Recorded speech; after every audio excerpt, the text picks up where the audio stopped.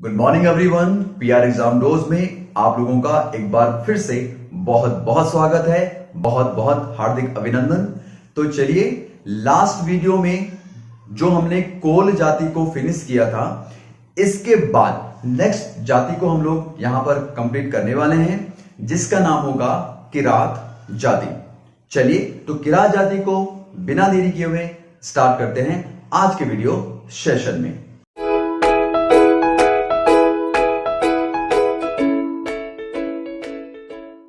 देखिए जरा, तो किरात जाति, किरात जाति। अब देखिए, ये जो किरात जाति के बारे में हम लोग पढ़ने वाले हैं, पहली बात इनका नाम जान लेते हैं। वैसे तो पिछली वीडियो में या फिर पिछली से पिछली वीडियो में हम लोगों ने जिस समय पर जातियों को स्टार्ट किया था, इन जाति जो हम प्रजाति की बात कर रहे हैं, इन जाति को जब हम लोगों ने स्टार्ट किया था, वहां पे कोल जाति के भी अलग अलग नामों को हम लोगों ने देखा। जिस प्रकार से कोल जाति को शबर और आपके मुंड के नाम से भी पुकारा जाता है, उसी प्रकार से किरात जाति को भी अन्य कई सारे नामों से पुकारा जाता है। ठीक, ये हमने पहले भी देख लिया, परंतु इस वीडियो में क्योंकि पर्टिकुलरली हम लोग क्या पढ़ रहे हैं, किरातों के बारे में पढ़ रहे हैं, then we have to mention over here कि भाई कौन कौन से उनके नाम होंगे। तो बच्चों देखना जरा, तो किरातों के नाम कौन कौन से हैं, किरातों के अन्य नाम हमारे पास में कौन कौन से। एक तो मैंने जैसे कि आपसे कहा था, इनको क्या बोला जाता है, किर या फिर कीर भी बोला जाता है। आपसे किर या फिर कीर भी आप उसे कह सकते हैं। एक और नाम इनका आता है, इसे कहते हैं किर पुरुष।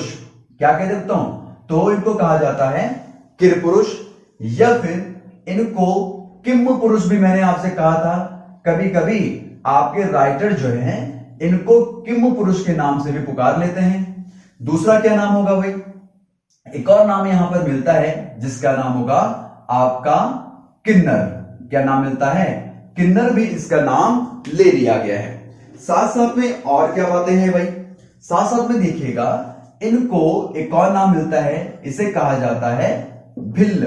क्या बोलते हैं, भिल्ल भी इनका नाम यहां पर देखने को मिलता है। अब देखिए, भिल्ल जो है इनका नाम कहां पर देखने को मिलता है, यानी कि कौन से ग्रंथ में, तो केदार खंड में। समझना बच्चों जरा, केदार खंड में किरातों को भिल्ल कहा गया है। ठीक हो गया।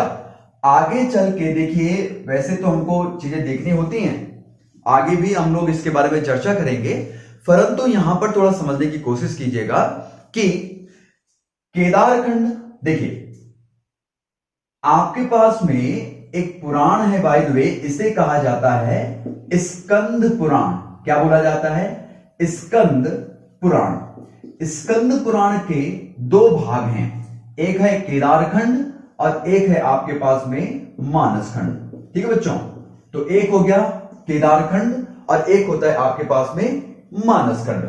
तो स्कंद पुराण किसके ऊपर लिखा गया है, तो ये आपके भगवान जो हमारे भगवान जो शिव हैं, भगवान शिव के बड़े बेटे जिनका नाम कार्तिकेय भी बोला जाता है, तो कार्तिकेय का नाम ही होता है आपका स्कंद। ठीक है, तो इनके नाम के ऊपर जो पुराण आपका बना हुआ है, उसका एक खंड है केदारखंड, जो कि गढ़वाल वाला क्षेत्र है, और मानसखंड मतलब जो कि आपका क्या बोलते हैं, कुमाऊं वाला जो क्षेत्र हो गया। वैसे हम लोग डिटेल में इसके बारे में जानकारी आगे प्राप्त करेंगे, कोई प्रॉब्लम नहीं है, आप हमारे साथ में बने रहेंगे तो डेफिनेटली आपको और भी बेहतरीन जानकारी मिलती रहेगी। देखिए, तो केदारखंड में भिल्ल भी इनको बोला गया है। भिल्ल ही क्यों कहा गया है, भिल्ल ही क्यों कहा गया है, इसलिए कहा गया है क्योंकि भिलंगना घाटी, जो भिलंगना नदी हमारे पास में बहती है, तो जो टिहरी के क्षेत्रों की हम बात कर रहे हैं, तो वहां पर निवासित होने के कारण, वहां पे रहने के कारण इन लोगों को भिल्ल कहा गया है। कहां पर, केदारखंड में कहा गया है। नेक्स्ट आगे चल के बच्चों, हम लोग जब जो है आपके पांडवों के बारे में थोड़ा बहुत जानकारी प्राप्त करेंगे, या फिर जब हम लोग कुड़िंद राजवंश के बारे में डिस्कस करेंगे, उत्तराखंड का पहला राजवंश जिसका नाम होगा कुड़िंद राजवंश, जब हम लोग कुड़िंद राजवंश के बारे में डिस्कस करेंगे, तो वहां पे पांडवों के बारे में बहुत डिटेल में डिस्कस होने वाला है, क्योंकि वहां पर जो है उनका संबंध, यानी कि अर्जुन के बारे में आपने सुना होगा कि अर्जुन का बेटा पांडव जो है, पांडवों में एक अर्जुन है और अर्जुन के बेटे का नाम था आपका अभिमन्यु। ठीक है बच्चों, और अभिमन्यु का विवाह जो हुआ है वो आपके विराट की बेटी उत्तरा के साथ में हुआ है। और विराट किसका बेटा है? आपका सुबाहु का। और सुबाहु कौन से वंश का राजा है? कुड़िंद वंश का। आ गया ना संबंध। तो यहां पर हम लोगों को जो है इसके बारे में पूरी जानकारी लेनी होगी आगे चल के। ठीक है, साथ साथ में ध्यान रखिएगा, भिल्ल में मैं क्यों चर्चा कर रहा हूं, क्योंकि भिल्ल जाति वो जाति है जब पांडवगण कहां पर आए हुए थे, समझना, पांडवगण जब आपके उत्तराखंड की जमीन पर वनवास भोग रहे थे और 1 वर्ष का क्या भोगते हैं भाई, आपका अज्ञातवास की जहां पर बात करते हैं, वहां पे चर्चा तो आगे चल के करेंगे। तो वारणावत हमको देखने को मिलता है। क्या मिलता है? वारणावत पर्वत। तो वारणावत इंसिडेंट, वारणावत की घटना में आपके भिल्ल जाति भी शामिल थी, यानी कि किराती लोग भी शामिल थे आपके। एक्चुअली में तो हमको नहीं पता, परंतु इतिहासकार ऐसा बोल देते हैं। बात समझ हो ना? तो हमने सिंपल सी बात कह दी कि किरातों के अन्य कई सारे नाम हमको देखने को यहां पर मिलना स्टार्ट होने लग जाते हैं बच्चों। ठीक हो गया ना? तो ये हल्की फुल्की जानकारियों के साथ में हमने आज के जो टॉपिक हो गया उसको थोड़ा खोलने की कोशिश की है, आपके सामने प्रस्तुत करने की कोशिश की है। तो बच्चों चलिए आगे बढ़ते हैं अपने नेक्स्ट पोर्शन पर। देखिए इसके बाद बात क्या होती है, देखो जो मैं अब बताने वाला हूं ये लिखने की बात नहीं है, आप लोग पिक्चर में उन्हें देख सकते हैं किस प्रकार के लोग आपके होते हैं। यानी कि किरातों के बारे में ये बताना चाहता हूं कि उनका फिजिकल स्ट्रक्चर कैसा है, यानी कि शारीरिक बनावट कैसी है। जैसे मैं अपनी शारीरिक बनावट की बात कर सकता हूं कि भाई बाल ऐसे हैं, चेहरा ऐसा है, नोज ऐसी है, कलर ऐसा है, हाथ ऐसे। तो इस प्रकार की बातें जो हैं उनके बारे में भी तो इंपॉर्टेंट होती हैं। तो सिंपल बात करते हैं, देखिए आप लोग पिक्चर का आनंद लें और मेरी बात को सुनते ही रहिएगा। देखिए किरात जाति जो है वो मंगोल जाति के समान मानी जाती है, फिर मंगोल जाति की तरह है। मंगोल जाति कहां की है? तो मेनली तौर पर मंगोलॉइड हम लोग बोल देते हैं। क्या बोलते हैं बच्चों? देखिए आप लोग यहां पर मंगोलॉइड, मंगोलॉइड जो है यहां पर इड भी कर सकते हैं यहां पर और या भी कर सकते हैं। तो मंगोलॉइड जाति, ये मंगोलॉइड जाति कैसे दिखती है? जैसे कि आपके पास में चाइनीज होते हैं, फेस स्ट्रक्चर जैसे उनका होता है, जैसे कि गोरखे होते हैं, जैसे कि आपके जापानीज होते हैं, जैसे कि आपके चंगेज खान, तो भाई आपने सुना ही होगा, मंगोल का राजा या फिर मंगोलिया का राजा आपका कौन? Genghis Khan.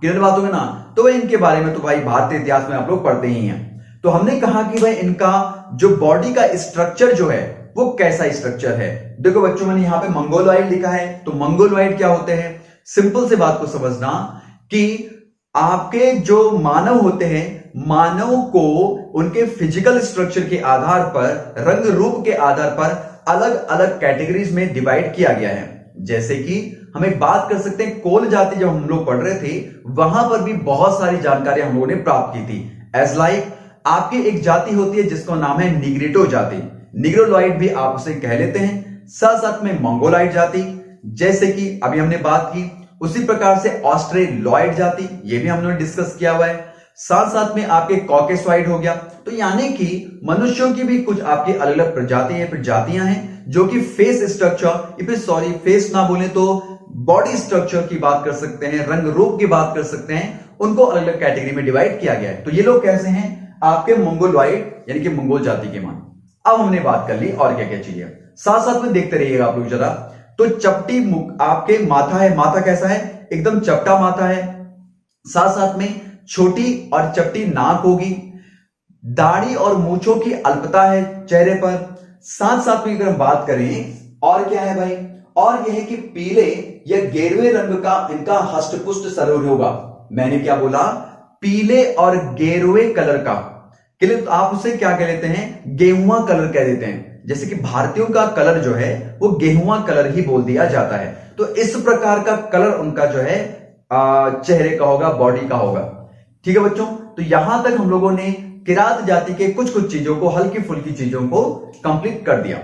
इसके बाद हम लोग बात करते हैं ये जो किरात जो शब्द है ये कहां से निकला हुआ है, क्या इसके पीछे की कहानी है, कौन कौन से राइटर इसके बारे में डिस्कस करते हैं। तो चलिए आगे बढ़ते हैं इसी पॉइंट की तरफ। पहले हम लोग जो है इसको एक बार इरेज कर लेते हैं, उसके बाद देखो आप लोग जो है अपने नोट्स में इसको नोट डाउन जरूर करते रहेगा, कॉपी पेन साथ साथ में, और या फिर आप स्क्रीनशॉट भी ले सकते हैं इस प्रकार से। ठीक है बच्चों, आगे बढ़ते हैं। देखिए भाई, तो किरात किरात जो शब्द है, मेनली तौर पर ये किरात शब्द निकला कहां से हुआ है तो समझना बच्चों जरा। ठीक है, देखिए मैं इसको नोट करके यहां पे थोड़ा डाल देना चाहता हूं, देखना भाई। किरात, तो किरात शब्द मेनली तौर पर मैं बात करूं तो ये इसकी उत्पत्ति जो मानी गई है, तो समझना बच्चों, किरात शब्द की उत्पत्ति, शब्द की उत्पत्ति किससे? क्री धन अत। बच्चों समझना, क्या बोला मैंने? क्री और अत शब्द से हुई है। क्री और अत शब्द से हुई है। अब आप लोगों का कहना होगा ये क्री और अत शब्द क्या है, तो आपके राइटर्स कहते हैं, लेखक कहते हैं, इतिहासकार कहते हैं कि किरात शब्द की उत्पत्ति क्री और अत शब्द से हुई है, जो कि मतलब मैं इसके बारे में बात कर रहा हूं, जो कि संस्कृत शब्द का, किसका? जो कि संस्कृत शब्द का अंतिम पद है या फिर अंतिम शब्द है। ठीक है बच्चों, तो हमने ये बातें समझ ली। अब बात को थोड़ा समझते हैं। देखिए, मैं संस्कृत से संस को अलग करूं और कृत को अलग करूं तो हो गया बच्चों, तो ये क्या हो चुका है? ये आपका अंतिम पद हो गया संस्कृत शब्द का। संस्कृत भाषा है ना हमारे पास में, तो संस्कृत जो शब्द है, जो वर्ड है, इस वर्ड का अंतिम पद है हमारे पास में, जो कि है क्री और अत। तो आप लोग इसे साथ में करेंगे तो आगे चल के क्या हो जाएगा? किरात इसको मान दिया गया है बच्चों। क्या मान लिया गया है? किरात इसको मान दिया गया है। तो अब सिंपल सी बात हमारे पास में आ चुकी है। क्वेश्चन आप लोगों से नॉर्मल तौर पर यह पूछ लिया जाए कि ये बताइएगा कि जो आपका ये जो शब्द है, किरात शब्द है, किस शब्द से निकला हुआ है, तो आप उसे समझ सकते हैं कि संस्कृत शब्द से ये मामला आपका निकला हुआ है। आई होप कि आपको मामला बातें जो है समझ में आ रही होंगी। बस बहुत इजी तौर पर हमको इन चीजों को समझना पड़ेगा, क्योंकि ये जो जातियां मैं आपको सीरीज जो बता रहा हूं, ये बहुत इंपॉर्टेंट हो जाती है आपके एग्जामिनेशन के लिए। और ध्यान रखिए, जो हम लोग उत्तराखंड में ये जो पोर्शन पढ़ रहे हैं, ये मत समझ लेना ये वीडियो के लिए है, या आपका लेखपाल के लिए है, या आपका पटवारी के लिए है, कांस्टेबल के लिए नहीं। मैं बिल्कुल नहीं कहना चाहूंगा। सिंपल सी बात को समझना, ये सारे के सारे एग्जामिनेशन उत्तराखंड जहां जहां पर भी आता होगा क्वेश्चन में, तो ध्यान रखना, इस सब एग्जामिनेशन के लिए मात्र एक क्लास आपके पास में उपस्थित की जा रही है, प्रस्तुत की जा रही है। तो ध्यान रखना, ऐसा बिल्कुल नहीं है कि स्पेशली कुछ आपका अलग पूछा जाता है, तो अलग तो कुछ भी नहीं पूछा जाता। क्लियर बात हो ना? हम लोग बिल्कुल लिख सकते हैं कि स्पेशल कांस्टेबल बैच या फिर स्पेशल आपका वीडियो नहीं। बच्चों ध्यान रखना, उत्तराखंड ही है, इसमें अभी भी रिसर्च चल रही है और बहुत सारी जानकारियां हमको मिल भी चुके हैं। ठीक हो गया? तो ऐसी कोई बात नहीं है कि कुछ अलग आपका पढ़ाया जाएगा, सेम आपका चलेगा। और जैसे जैसे नई नई अपडेट्स हमको मिलती रहेंगी, उन अपडेट्स को भी हम लोग जो है वीडियो के माध्यम से आप लोगों के पास में प्रस्तुत जरूर करते रहेंगे। तो चलिए देखते हैं जरा आगे के पोर्शन को। तो यहां पे हम लोगों ने क्री और अत शब्द से किरात शब्द की उत्पत्ति क्या करवा दी भाई? करवा दी। नेक्स्ट बात करते हैं बच्चों, देखिए जरा, यहां पर हमारे पास में देखिए एक व्यक्ति होंगे जिनका नाम है जॉर्ज ग्रियर्सन। जॉर्ज ग्रियर्सन, मैं नाम लिख लेता हूं, आप लोग चीजों को समझते रहना। देखिए भाई, जॉर्ज ग्रियर्सन। जॉर्ज ग्रियर्सन आपके यूरोपियन है ना, और साथ साथ में उसी समय की बातें चल रही है बच्चों जब आपके अंग्रेजों का शासन हमारे आपके इंडिया पे हो रखा है। ठीक है, आपको पता होगा कि अंग्रेजों के द्वारा या फिर आपके जर्मनी जो वगैरह, यानी कि मैं सिंपल कहूं यूरोपियन लोग, यूरोपीय बोलते थे कि नहीं बोलते थे हम लोग, तो यूरोपियन लोगों के द्वारा ही आपके भारत में बहुत सारी रिसर्च की गई है। क्यों की गई है? पैसा अच्छा खासा था उनके पास में और उन्हीं का आधिपत्य आपके इंडिया में, भारत में चल रहा था और भारत के लोगों को इस तौर पर काम करने ही नहीं दिया जाता था अंग्रेजों के द्वारा। तो चलिए ठीक है, मैं उसके बारे में डिस्कस नहीं करता, सिंपल सी बात को समझना। जॉर्ज ग्रियर्सन जब आपके इन उत्तराखंड की इन जातियों के बारे में डिस्कस कर रहे थे तो उन्होंने बोला या फिर उन्होंने कहा कि आपके जो एक किरात जाति है यही एकमात्र ऐसी जाति है जो कि क्या होगी, उत्तराखंड की सबसे यानी कि उत्तराखंड की प्राचीनतम जाति होगी। यानी कि मेरा बोलने का मतलब यह हो गया कि अभी तक जो हम लोग पढ़ रहे हैं और आपके जो आयोग ने मान लिया कि, आयोग की मैं बात करता हूं भाई, समझना जरा ध्यान से, जो आयोग ने आपका आंसर मान लिया कि हां कोल जाति ही प्राचीनतम जाति थी, तो ग्रियर्सन क्या कहते हैं? तो ग्रियर्सन हमारे पास में ये कह रहे हैं कि किरात जाति ही प्राचीनतम जाति है उत्तराखंड की। तो अब आपके पास में क्वेश्चन ये पूछ लिया जाए कि ये बताइएगा कि जॉर्ज ग्रियर्सन के अनुसार उत्तराखंड की सबसे पुरानी जाति, पुरा जाति या फिर प्राचीनतम जाति कौन सी होगी? तो वो जाति कौन सी है?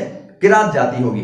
परंतु बच्चों ध्यान रखना, नॉर्मल क्वेश्चन पूछा जाए कि उत्तराखंड की प्राचीनतम जाति कौन सी है, किसी का नाम ना आए और सिंपल सा क्वेश्चन पूछा जाए कि उत्तराखंड की प्राचीनतम जाति कौन सी है, तो आपको कोल पर ही आंसर करना होगा, किरात पर आंसर नहीं करना होगा। किरात पर तब आंसर करना है जब स्पेशली जॉर्ज ग्रियर्सन का नाम वहां पर आए, अदरवाइज आप लोग इसका नाम, आप लोग जो है क्या करेंगे, किरात को आंसर नहीं करेंगे, कोल को ही हम लोग आंसर करेंगे। तो बच्चों ध्यान रखना, जॉर्ज ग्रियर्सन के अनुसार, तो अपने पॉइंट को आगे बढ़ाते हैं, जॉर्ज ग्रियर्सन के अनुसार उत्तराखंड की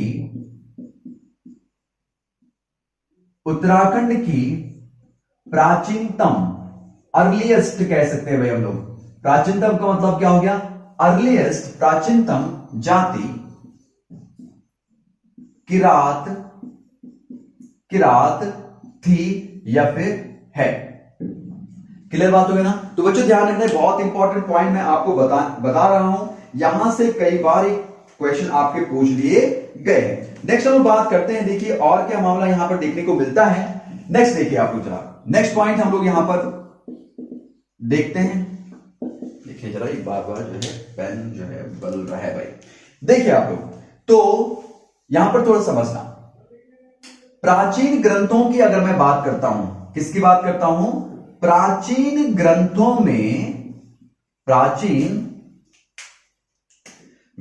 में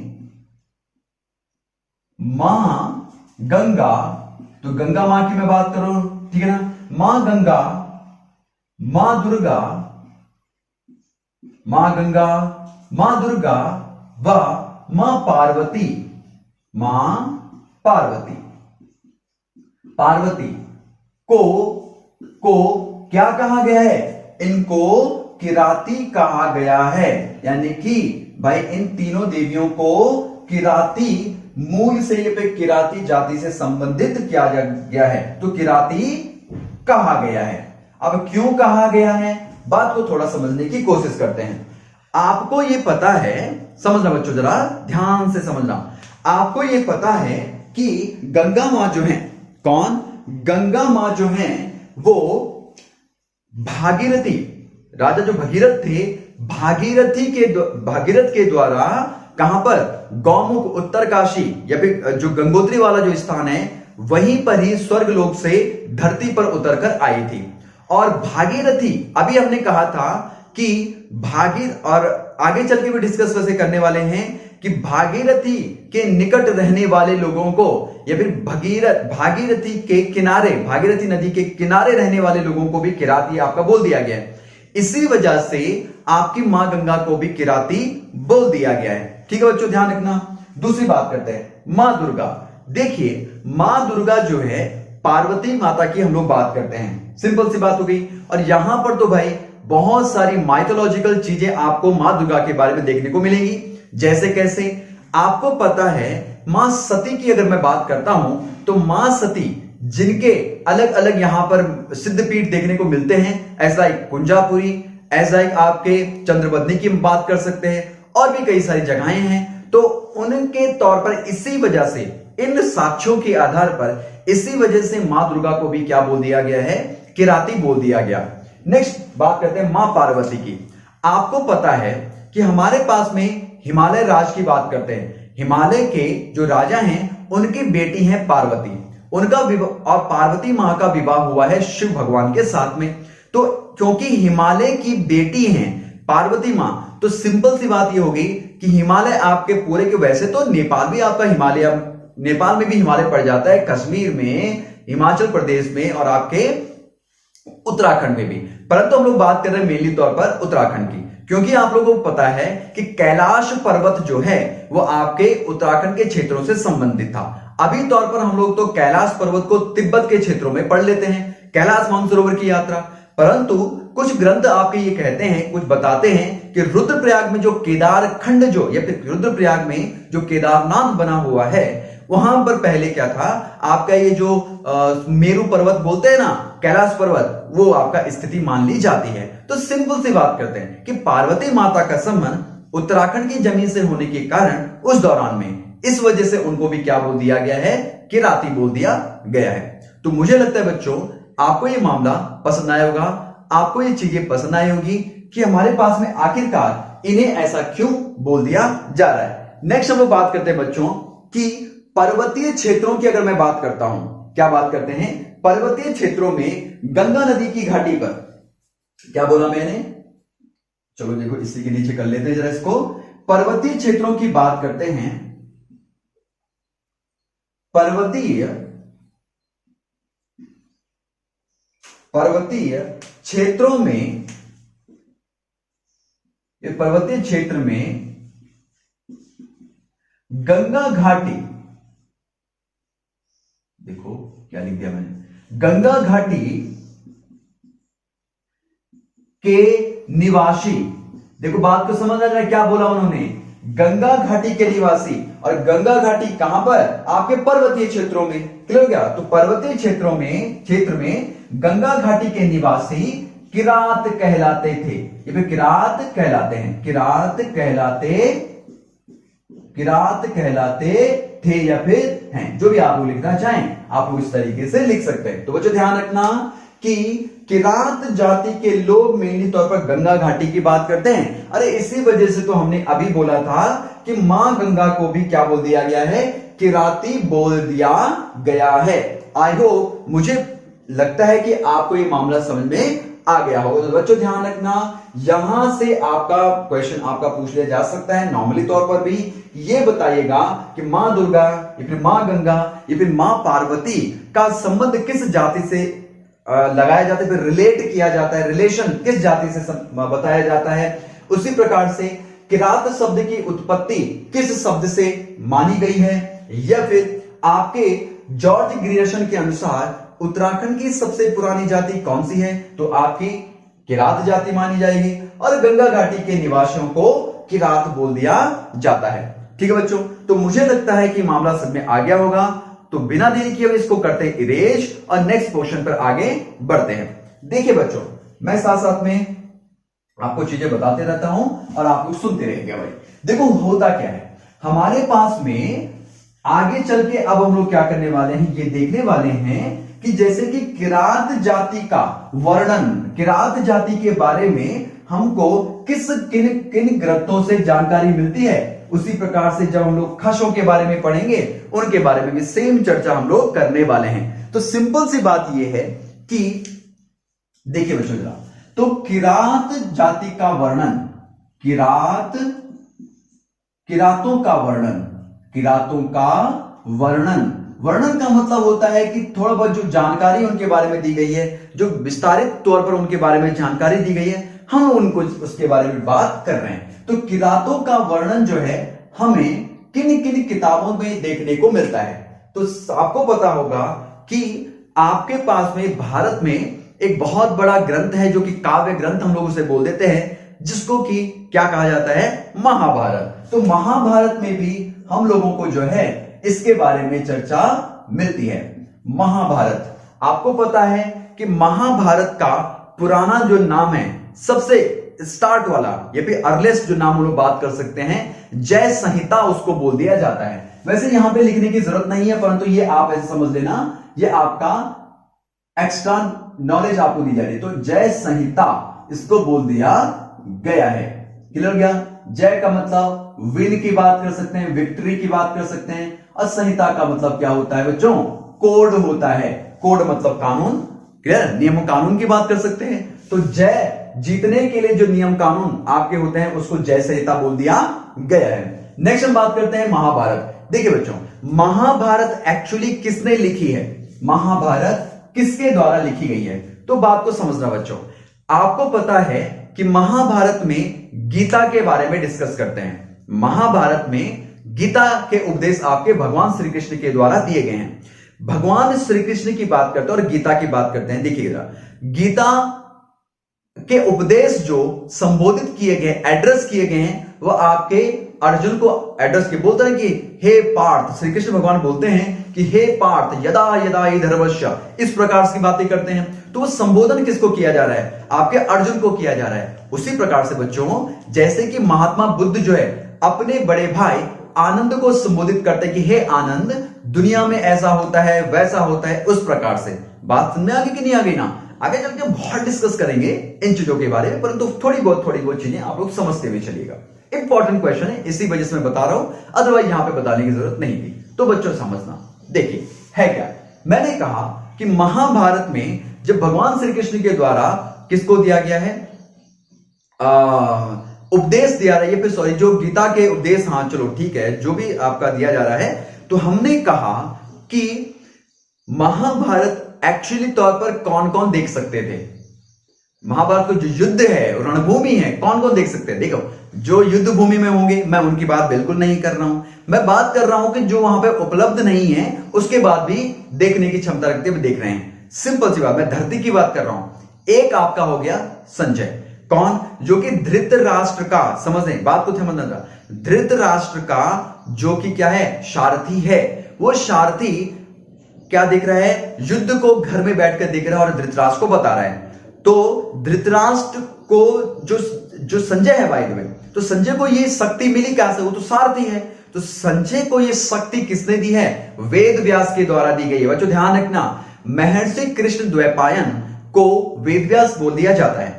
तो वेद व्यास ने उनको ये शक्ति दी है कि भाई चलिए ठीक है, आप लोग क्या कर सकते हैं, युद्ध को घर में बैठकर ही देख सकते हैं। तो वेद व्यास ने जब उनको दी है, तो वेद व्यास को भी पता होगा भाई कि युद्ध क्या चल रहा है। भाई उनको शक्ति दी है, तो भाई वो भी तो देख ही सकते हैं युद्ध को। तो सिंपल सी बात हो गई।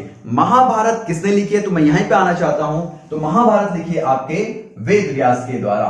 तो वेद व्यास ने महाभारत भी लिखी है, और साथ साथ में आगे चल के वेद व्यास के द्वारा आपके क्या किया जाएगा, गीता के चीजों को भी क्या किया जाएगा, रचनाबद्ध किया जाएगा।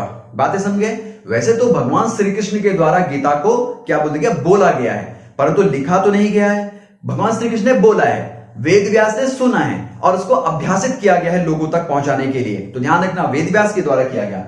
तो महाभारत को भी वेद व्यास ने लिखा। आपके एक और चीज को सुनिएगा जरा, महाभारत को वेद व्यास ने आपका रचनाबद्ध करने की कोशिश की। साथ साथ में आपके जो मैं अभी आपसे बता रहा था, गीता को भी, और साथ साथ में ऋग्वेद को भी। तो बात को ध्यान रखना भाई, आपके वेद व्यास क्यों इंपॉर्टेंट बोले जाता है, और यशोधर मठपाल को क्यों बोला जाता है आपके उत्तराखंड का वेद व्यास? तो भाई समझते हुए चलना आप लोग जरा। तो यहां पर भी चर्चा की गई है। साथ में एक और चीज की बात करते हैं। महाभारत तो आपका हो गया। देखिए नेक्स्ट बात करते हैं मत्स्य पुराण। बच्चों, मत्स्य पुराण व मार्कंडेय पुराण में, मार्कंडेय पुराण में भी इनके बारे में चर्चा की गई है। ठीक हो गया बच्चों, मार्कंडेय पुराण और इसके बारे में चर्चा की गई है। नेक्स्ट हम लोग बात क्या कर सकते हैं भाई, देखिएगा जरा, हमारे पास में एक राइटर हैं जिनका नाम होगा आपका कालिदास। कालिदास की दो किताबों के बारे में हम लोग थोड़ी यहां पर डिस्कस करेंगे। एक किताब होगी, यहां पर समझना जरा बच्चों, एक किताब होगी रघुवंशम, रघुवंशम, और एक किताब होगी कुमार संभव। क्या नाम होगा? कुमार संभव। तो बच्चों ध्यान रखना भाई, क्या मैं बात कर रहा हूं, एक किताब होगी कुमार संभव और एक किताब होगी रघुवंशम। किसकी किताब है भाई ये? तो ये किताब है आपकी कालिदास की, कालिदास दास की। ठीक हो बेटा।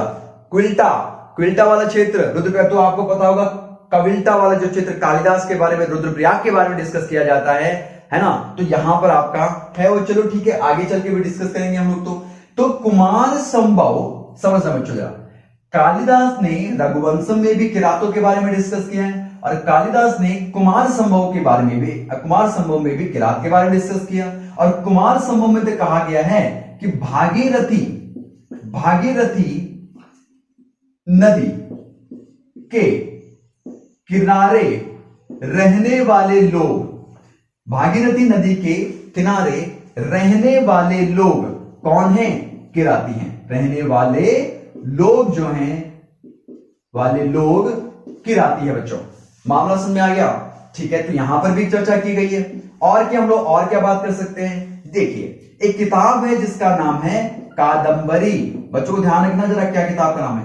किताब का नाम होगा कादंबरी। कादंबरी किसने लिखी है? तो किताब लिखी है बाणभट्ट ने। किसने लिखी है? बाणभट्ट ने।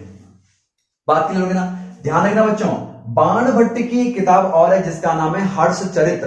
क्या नाम होगा? हर्षचरित्र। एक कादंबरी है। अब एक बात को समझना, बाणभट्ट किसके दरबार में है? तो बाणभट्ट जो है हर्षवर्धन के दरबार में है। वर्धन वंश का राजा हर्षवर्धन। बात क्लियर? और बाणभट्ट जो है, बाणभट्ट ने कादंबरी लिखी, और कादंबरी में भाई आपके किरातों के बारे में डिस्कस किया। आगे चल के तो बहुत हम लोग डिटेल में पढ़ने वाले हैं, बाणभट्ट के बारे में भी और हर्षवर्धन के बारे में भी। ठीक हो गया बच्चों? नेक्स्ट बात करते हैं और क्या चीजें। देखिए, हमारे पास में एक किताब है जिसका ग्रंथ है जिसका नाम है वाराही संहिता। बच्चों ध्यान रखना, किताब का नाम है वाराही संहिता। वाराही संहिता किसके द्वारा लिखी गई है? तो वराह मिहिर। किसके द्वारा? वराह मिहिर के द्वारा लिखी गई है। वराह मिहिर कौन है? तो सिंपल सी बात है, वराह मिहिर के बारे में क्वेश्चन पूछा जाता है। बच्चों ध्यान रखना कि वराह मिहिर किस विधा से संबंधित है, किस विषय से संबंधित है? तो वराह मिहिर होंगे आपके खगोलज्ञ। और इस बारे में कई बार क्वेश्चन पूछा गया। खगोलज्ञ का मतलब होता है वह व्यक्ति जो क्या काम करता है? तारों, सितारों या फिर ग्रहों, उपग्रहों, इनके बारे में जानकारी प्राप्त करते हैं, उनको खगोलज्ञ बोल दिया जाता है। खगोल एस्ट्रोनॉमी की बात कर सकते हैं, तो वहां पर उनके बारे में चर्चा की जाती है। नेक्स्ट हम बात करते हैं बच्चों, देखिएगा नेक्स्ट किताब हमारे पास में होगी जिसका नाम, देखो वाराही हो गया, कादंबरी का हमारे पास में हो गया। नेक्स्ट हमारे पास में एक किताब है जिसका नाम हो गया आपकी काव्य मीमांसा। क्या नाम होगा बच्चों? काव्य मीमांसा। देखो काव्य मीमांसा बच्चों किसके द्वारा लिखी गई है? राजशेखर के द्वारा लिखी गई है। और ये बहुत इंपॉर्टेंट बुक होगी भाई आपके पास में। राजशेखर ने काव्य मीमांसा लिखी है, और इसके बारे में तो, इस किताब में तो खशों के बारे में भी चर्चा की जाएगी आगे चल के। जब नेक्स्ट जाति किरात के बाद चलने वाली है वो खश जाति होगी, और उस वहां पे भी हम लोग चर्चा करने वाले हैं। तो बच्चों समझना, हमने कहा कि नेक्स्ट किताब कौन सी है जो कि किरातों के बारे में डिस्कस करती है? तो नेक्स्ट किताब होगी आपकी इंडिका। क्या नाम होगी? इंडिका। बच्चों ध्यान रखना, इंडिका जो किताब लिखी है वो किसने लिखी है? तो भाई आपके मेगस्थनीज के द्वारा ये किताब लिखी गई है। किसके द्वारा? मेगस्थनीज के द्वारा। बच्चों ध्यान रखना, मेगस्थनीज एक्चुअली कौन है? तो ये है आपका एक यूनानी राजदूत। क्या बोला मैंने?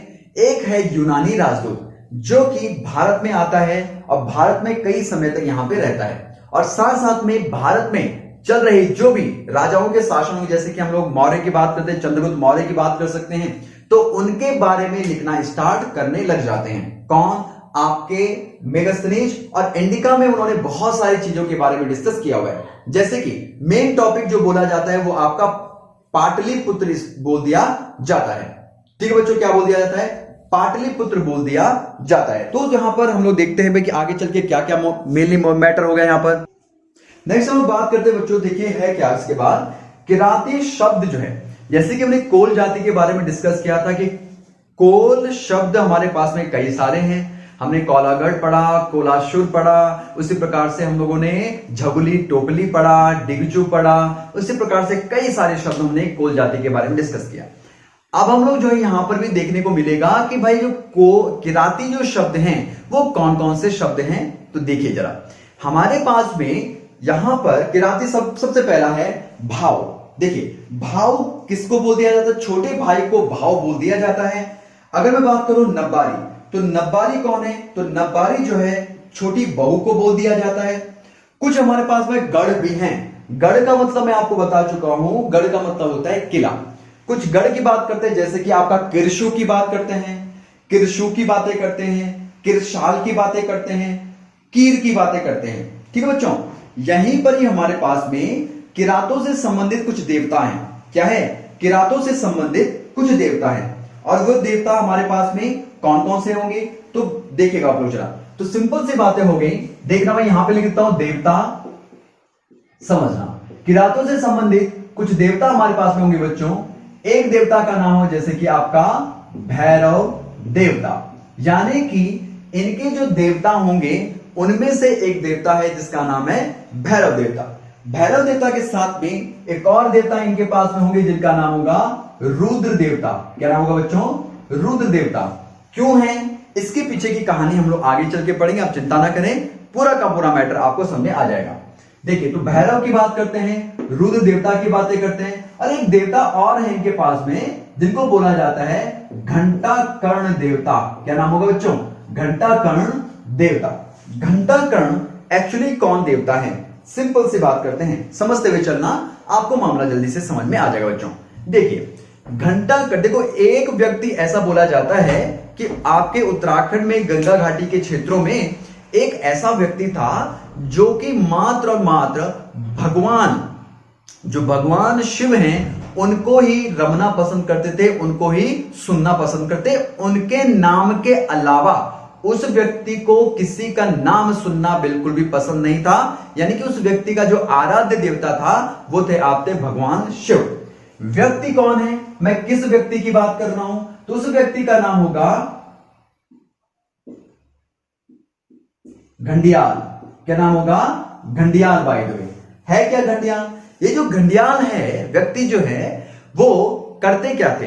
नाम क्या होता उनका? देखो क्या क्या बातें थी उनके पीछे की। कहा जाता है कि वो किसी दूसरे के नाम को सुनना बिल्कुल पसंद नहीं करते थे। तो उन्होंने क्या किया होता? कान पे ही घंटियां टांग दी। कान पे ही घंटियां टांग दी। कान पे ही घंटियां क्यों टांगी? जब भी मैं चलूंगा, जब भी मैं फिरूंगा तो ये घंटी बजती रहेगी और मेरे कान पे केवल घंटी की आवाज सुनती रहेगी और मन में मेरे भगवान शिव बसते रहेंगे।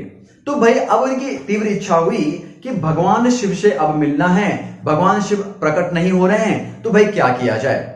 तो भाई कुछ लोगों ने तो भाई आपका सिंपल से सपने में आया कि भाई क्या हुआ कि आप एक काम करना कि भगवान शिव तभी आपको मिल पाएंगे जब किसको मिलेंगे? सबसे पहले आप भगवान विष्णु को मिलेंगे या फिर कृष्ण भगवान को मिलेंगे, जो भी कुछ मामला हो गया। तो इस समय पर जो समय जो चल रहा है भाई, ऐसा कहा जाता है कि भगवान श्री कृष्ण का जो द्वापर युग की बात करते हैं वो भगवान श्री कृष्ण का समय चल रहा है। घंटा करने की हम लोग बात करते हैं, आप सॉरी अभी घंडियाल की बात कर रहे हैं। क्लियर हो गया? घंटियाल क्योंकि आपके कानों में क्या टांगते थे? घंटियां टांगते थे, इसी वजह से उनको घंटा कर्ण। घंटा का मतलब यहां पे घंटियां हो गई, कर्ण का मतलब कान होते हैं, तो कान पर घंटियां टांगने के कारण का नाम घंटा कर्ण पड़ गया।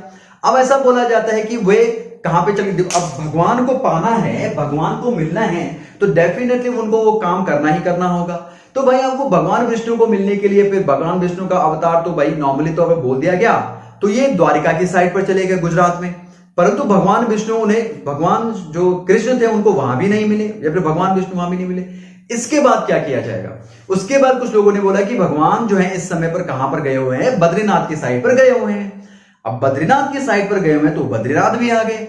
अब बद्रीनाथ के बारे में ऐसा बोल दिया जाता है कि क्योंकि भगवान जो है एक गुफा के अंदर है आपके इस समय पर, है ना, तपस्या जो भी कर रहे होंगे भगवान वहां पर। क्लियर? तो हमने कहा कि भगवान वहां पर बद्रीनाथ, जो आपका आज का बद्री जो क्षेत्र है, जहां समझना बद्रिकाश्रम जो आपका बोल दिया जाता है, तो बद्री क्षेत्र में भगवान आपके वहां पर थे। और कहा जाता है कि यह समझना बच्चों, जरा ध्यान रखना, जरा मानव ये समझ लीजिएगा, यह गुफा, और यहां गुफा के गेट पर बाहर कौन वेट कर रहा है भगवान का? तो वेट कर रहे हैं आपके घंटा करने पर घंडियाल देवता, घंडियाल। क्लियर हो गया? अब क्योंकि बद्रीनाथ की मैं बात करता हूं, बद्रीनाथ में किसकी पूजा होती है? भगवान विष्णु की पूजा होती है बच्चों।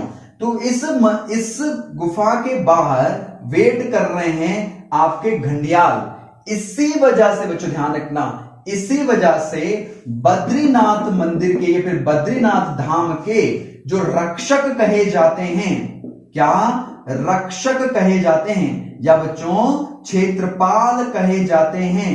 क्षेत्रपाल बोलूं या फिर रक्षक बोलूं या फिर द्वारपाल बोलूं, कौन माने जाते हैं? आपके घंटियाल या फिर घंटाकर्ण माने जाते हैं। इसके बाद की कहानी थोड़ा ज्यादा उकेरी नहीं जाती है इतिहासकारों के द्वारा या फिर आपके स्थानीय लोगों के द्वारा। बस इतना सी बात की कहानी ये चलती है कि भाई घंटी या टांगी रहती थी बंदे की अपने कानों में, साथ साथ में भगवान शिव का परम भक्त था और साथ साथ में भाई आपके बद्रिकाश्रम में क्षेत्र में गया और वहां पर भगवान विष्णु का वेट करता रहा और इसी वजह से उनका रक्षक, उनका क्षेत्रपाल, उनका द्वारपाल हो चुका है।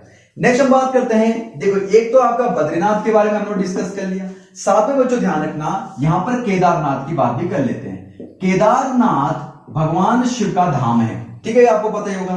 तो केदारनाथ में रक्षक, द्वारपाल या फिर बच्चों क्षेत्रपाल कौन माने जाते हैं? भैरव देवता माने जाते हैं। तो क्वेश्चन ध्यान रखना, भैरव देवता केदारनाथ धाम के क्षेत्रपाल या फिर आपके रक्षक या फिर द्वारपाल होते हैं और बद्रीनाथ धाम के कौन होते हैं भाई? आपके घंटियाल या फिर घंटाकर्ण देवता होते हैं। तो यहां तक आप लोगों ने कहानी सुन ली कि किरातों का संबंध जो है इन देवताओं से आपका मान लिया जाता है। आई होप आपको हमारे द्वारा दी गई जानकारी पसंद आई होगी। ठीक है बच्चों, तो भाई चलिए आगे बढ़ते हैं इसके बाद की कहानी।